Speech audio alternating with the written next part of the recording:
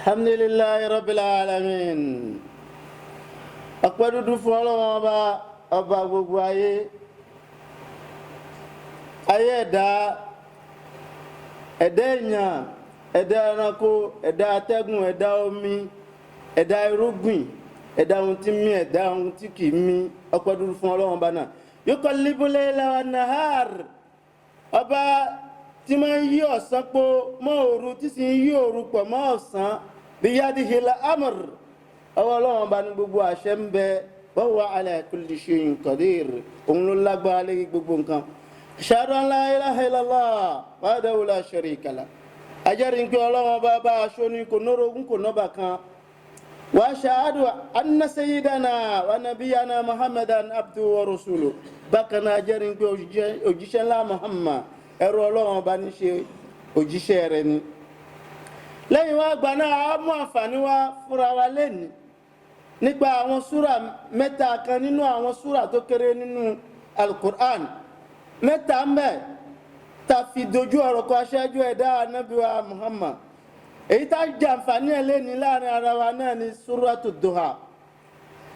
Ẹlẹ́kejì nínú àwọn súrà náà òun náà ni Suratu Alam Nashrah. Ẹlẹ́kẹta òun ni Suratu Al-Kawthar. Èyí tá fẹ́ kọ́ra alákọ̀ọ́pá lẹ́ni náà ni Suratu Duha, tí Ọlọ́run bá ó bẹ̀rẹ̀ nípa wad-duha wal-layli idha sajja. Ẹ̀kọ́ tá fẹ́ kọ́ra mẹ́ náà ni pé Ọlọ́run bá ó bẹ̀rẹ̀ pẹ̀lú ìbẹ̀rẹ̀ ọjọ́ tó ṣe ká ní pé àkọ́bẹ̀rẹ̀ ọjọ́ ní òwúrọ̀ ní àfẹ̀mọ́júmọ́ ní ọjọ́ tí ń bẹ̀rẹ̀. Ìgbà náà oòrùn yóò máa dìde díẹ̀ á rí ọ̀sán. Tọ́sán bá lọ òru ló kàn. A máa wò sọ́ká ní pé kí ní ṣẹlẹ̀ ń bẹ̀ tí nǹkan ọ̀kan bá pọ̀wọ́ lọ, ọ̀kan bá lọ, ọ̀kan ó tẹ̀lé. Nǹkan kan kì í gbé bọ̀rọ̀ gidi. Ẹ̀kọ́ tá fẹ́ kọ́ra mẹ́ ni ẹ̀ ń pè nǹkan kan nílé ayé kì í gbé bọ̀rọ̀ gidi, ń gbé bí t'Ọlọ́run ti dá, bẹ́ẹ̀ náà ni ó máa gbé títí lọ. Àyípadà ní láti máa bá. Àyípadà ó ní láti máa bá.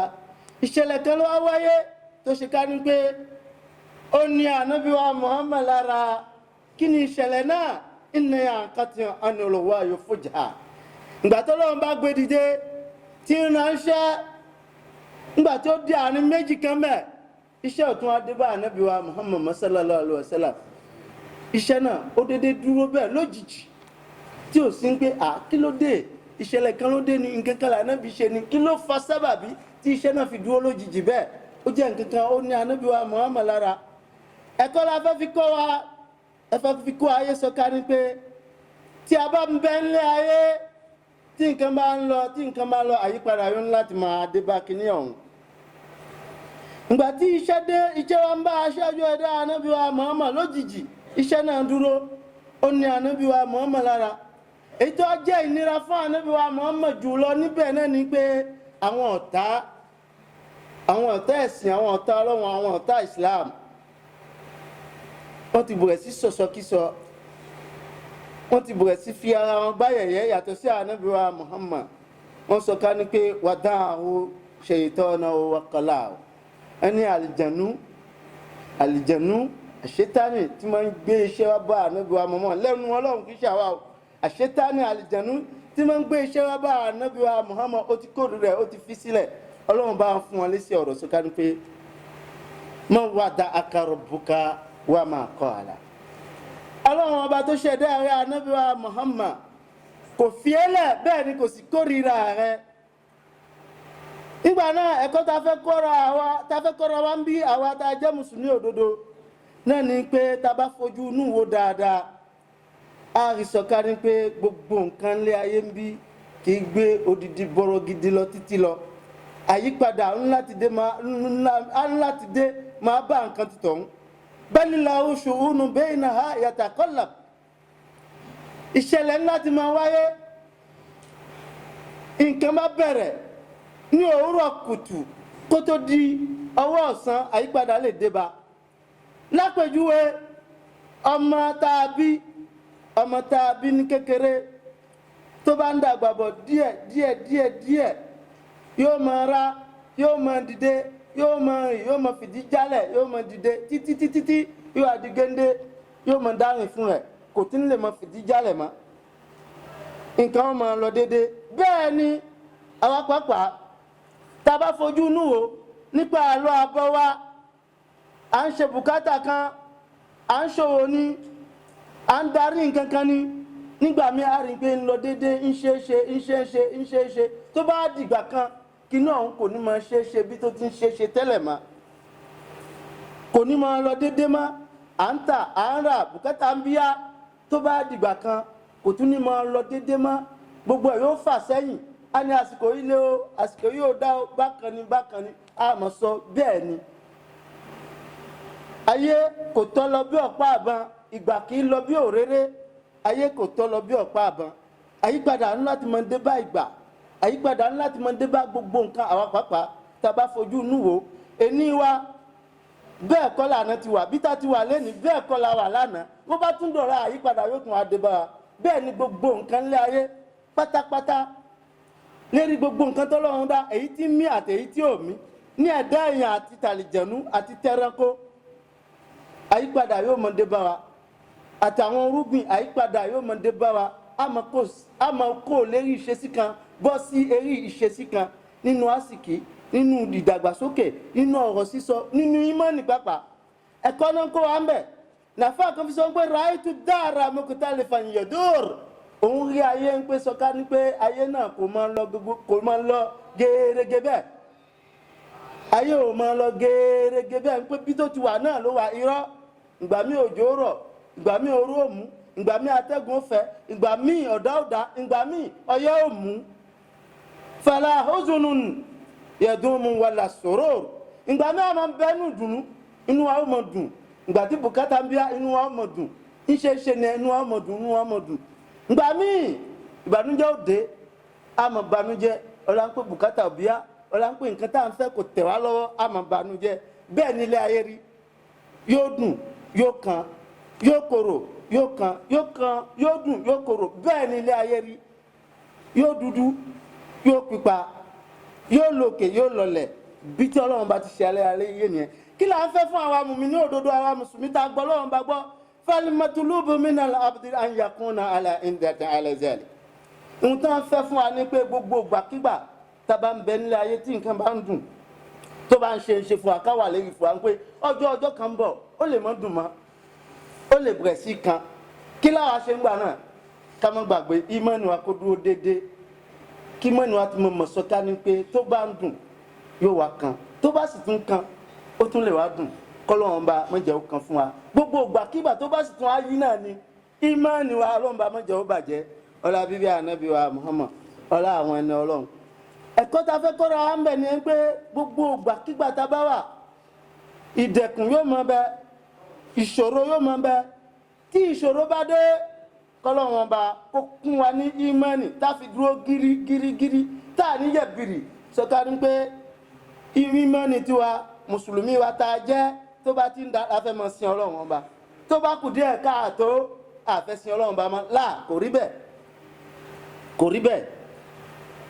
tó bá ń da àmọ̀ sin Ọlọ́run ọba tó bá tún kù díẹ̀ káàtó á dúró ṣinṣin àmọ̀ sin Ọlọ́run ọba nítorí àwa kọ́ là ń ṣe Ọlọ́run ọba ní ṣe kó máa dùn Ọlọ́run ọba ní kó máa kan Ọlọ́run ọba ní kó máa da Ọlọ́run ọba ní kó máa kù díẹ̀ káàtó Allah jalla jalalu òun ní darí ẹ̀bí tó bá ṣòro òun lọ pa àṣẹ ń bẹ lọ kì í ṣe mímọ̀ ṣe ẹ̀dá kan ẹ̀dá tó ń da fún kì í ṣagbára ẹ̀dá tí kò sì da fún kì í ṣe àìmọ́ṣe ẹ̀ Ọlọ́run ọba ní darí gbogbo ẹ̀bí tó ṣe wù ká mọ nírètí sọ ká ní pé kò dùn kò dá yóò wá dá ká mọ sọ̀rọ̀ ìtínú láyé ẹ̀kọ́ ta tún kọ́ra ń bẹ̀ ní ìrètí àgbọ́dọ̀ sọ̀rọ̀ ìtínú láéláéláé ń pé kíní ìbáyìí kò sì máa ń dà á sì ń bẹ Ọlọ́run ọba dúró kó mọ bẹ Ọlọ́run ọba ẹ̀ Ọlọ́run ọba kì í yàdéhùn tá a bá ti ń bẹ̀ iyyaka na'budu wa iyyaka nasta'in Ọlọ́run ọba kì í ṣàbòsí àdéhùn ní astajibu lakum ẹ dúró kẹ́ máa bẹ̀ bùkátà yóò bíya tí ò bá ti bíya yóò bíya èèyàn kó dá wa lójú àwa mùmínì òdodo gbogbo gbàkígbà tó bá kù díẹ̀ káàtó ká ní sùúrù ká ní àfaradà ká mọ̀ sẹ́kárí pé Ọlọ́run ọba tó ní kó mọ̀ ti dùn yóò ní kó wá dùn insha Allah Ọlọ́run ọba gbogbo gbà tí ó bá kù díẹ̀ káàtó ìmánì tá a fi gbé ọlọ́run bá mọ́ gbà lọ́dọ̀ wa ọlá bíbí ànábì wa Muhammad ọlá bíbí ànábì wa Muhammad àti kírun àkírun mọ́ ọlọ́run bá mọ́ fi ṣàdánwò fún wa. ọ̀nà dáadáa le tout miséricordieux, le très miséricordieux. Louange à Allah, Dieu des mondes, qui fait alterner le jour et la nuit. C'est de sa main que se trouve le commandement de toutes choses. C'est lui le capable de tout. Parmi les sourates, parmi les courtes sourates que comporte le glorieux Coran, 3 sont adressées au prophète Mohammed sallallahu alayhi wa sallam, car il est cœur des événements qui ont concouru à la révélation de ces sourates. Il s'agit des sourates, le jour montant, l'ouverture et l'abondance. Commençons par la sourate, le jour montant. Nous remarquons que cette sourate a débuté par 2 aspects qui s'alternent entre eux pour permettre le changement des temps, à savoir par le jour montant, c'est-à-dire la journée, et par la nuit qui le succède et qui couvre tout. Sourate, le jour montant, versets 1 et 2, Aïe Waduha. Ces 2 versets disent à suffisance à la situation pénible que traversait le prophète Mohammed, à savoir l'arrêt brusque et momentané de la révélation transmise à lui par Dieu. De plus, elles ont été arrêtées sans que les motifs soutenant cela ne lui soient notifiés au préalable. Chose accablante pour le prophète Mohammed sallallahu alayhi wa sallam est la réaction de ses adversaires qui ont doublé d'imagination en raillerie et ragot, en arguant que le prophète Mohammed sallallahu alayhi wa sallam a été détesté et abandonné par son Seigneur, subhanallah. À cela, Dieu a répondu en disant au verset 3 de la sourate le jour montant ceci: ton Seigneur ne t'a ni abandonné ni détesté. Ma wata'aka rabbuka wa ma qala. ربنا اغفر لنا ولإخواننا الذين سبقونا بالإيمان ولا تجعل في قلوبنا غلا للذين آمنوا ربنا إنك رؤوف رحيم.